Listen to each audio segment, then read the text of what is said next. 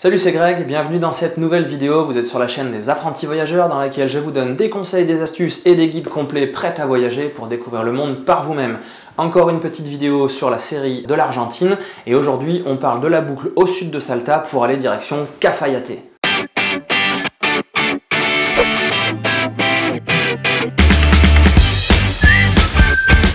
Dans la vidéo d'avant, on a vu comment faire une petite boucle en voiture pour aller voir un peu tous les paysages sympas au nord de Salta. Et maintenant, on va descendre au sud.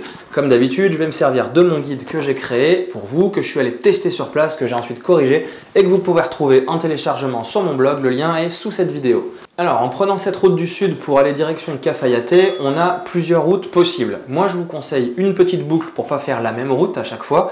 Et on va commencer par descendre tranquillement par la route 33. La route 33 est une belle route qui va vous emmener un peu dans les hauteurs des montagnes. Il y a une partie en piste, mais qui est très correcte. Vous roulerez tranquillement, doucement. Et vous avez pas mal d'étapes à faire. Je pense par exemple à la Quebrada de Escoipe. Je ne sais pas trop le prononcer, ça s'écrit bizarrement. La Cuesta del Obispo, la Vallée del Encantado. Là, vous serez à plus de 3300 mètres d'altitude. Le col de Piedra del Molino et le Camino de los Colorados. Tout ça, vous avez ces étapes donc dans mon guide et vous avez, comme je vous l'avais dit dans les vidéos d'avant, dans les points, vous avez les points GPS en fait dans le fichier GPS que je vous donne. Donc c'est impossible de se perdre. Vous pouvez que suivre tranquillement mon guide détaillé. Sur cette route, je vous conseille quand vous allez arriver au sommet de faire une petite pause tout en haut du col. Vous verrez, il y a un parking, il y a 2-3 petits magasins, enfin des petites échoppes en fait, des petits étalages. Ça peut être l'occasion d'acheter par exemple du fromage local, exceptionnel, franchement ça vaut le coup pour le pique-nique du midi par exemple. Et puis vous pourrez aussi déguster du saucisson de lama. Ensuite sur la descente, je vous conseille de prendre la route 42. Alors attention, la route 42, c'est une piste qui va vous faire traverser le fameux parc des cactus. Donc c'est un parc en fait où évidemment il y a plein de cactus, il y a plein de couleurs, il y a plein de montagnes, il y a plein de massifs. C'est magnifique, on se croirait dans un décor du Far West. Un truc digne des États-Unis, c'est aride mais coloré, c'est vraiment magnifique. Alors la piste, il y en a pour pas mal de temps sur cette piste, il y a quelques kilomètres à faire dessus. Allez-y tranquillou parce que par moment, vous savez, ça fait comme des petites vagues là, à cause des amortisseurs ou des freinages. Et si vous n'avez pas un 4x4 ou un Duster ou un truc comme ça peut vibrer.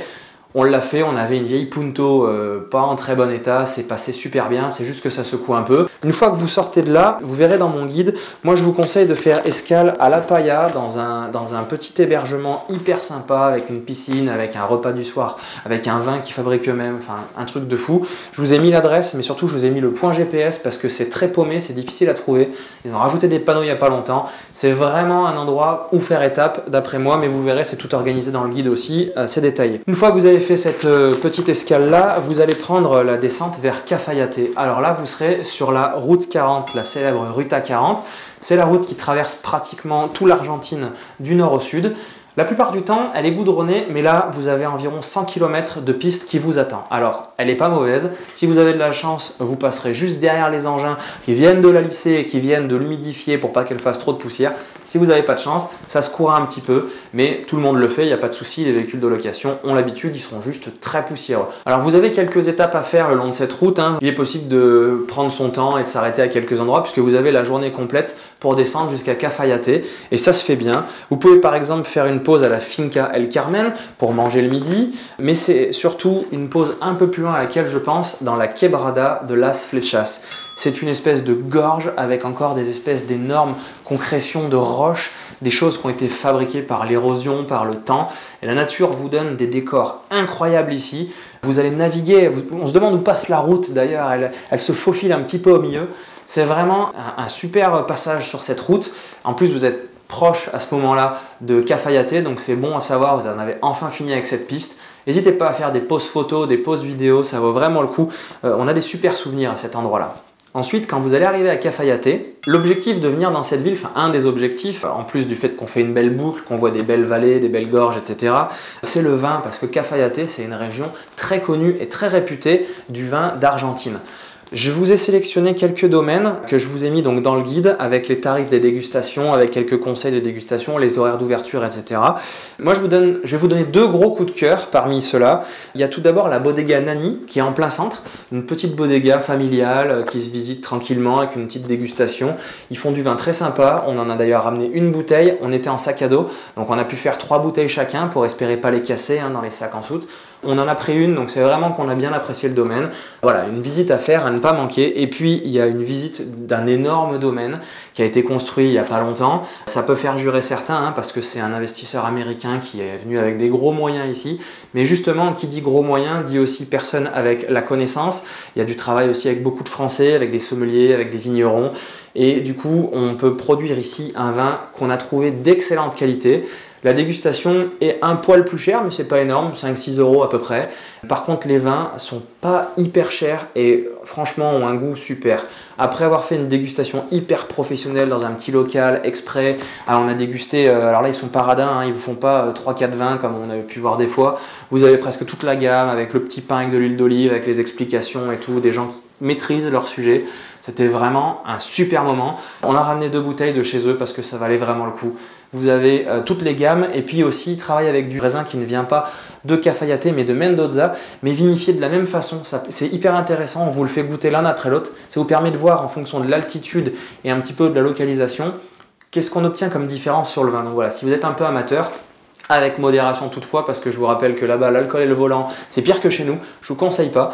Mais du coup, si vous faites attention, ou si vous prenez un guide pour vous emmener, un taxi ou autre, c'est aussi possible, vous allez faire de belles découvertes. Ensuite, à Cafayate en soi, il n'y a pas forcément grand chose à voir. La ville est hyper sympa et petite, elle est centrée autour d'une place principale hyper agréable, très arborée. Vous avez des restos tout autour. Dans le guide, je vous en ai mis quelques-uns qui nous ont vraiment plu, qui nous ont vraiment tapé dans l'œil.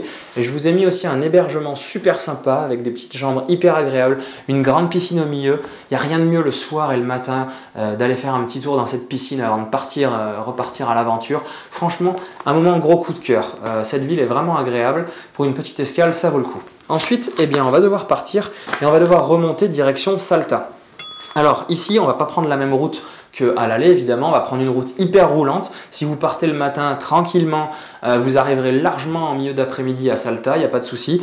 Mais je vais vous donner quelques petites étapes à faire. C'est en fait la Quebrada de Las Conchas. Alors je ne vous donne pas toutes les étapes ici, ça serait un peu trop long à détailler, il faudrait prendre des notes. Vous avez tout dans mon guide, vous l'avez aussi dans des articles du blog, donc vous retrouverez tout ça ici.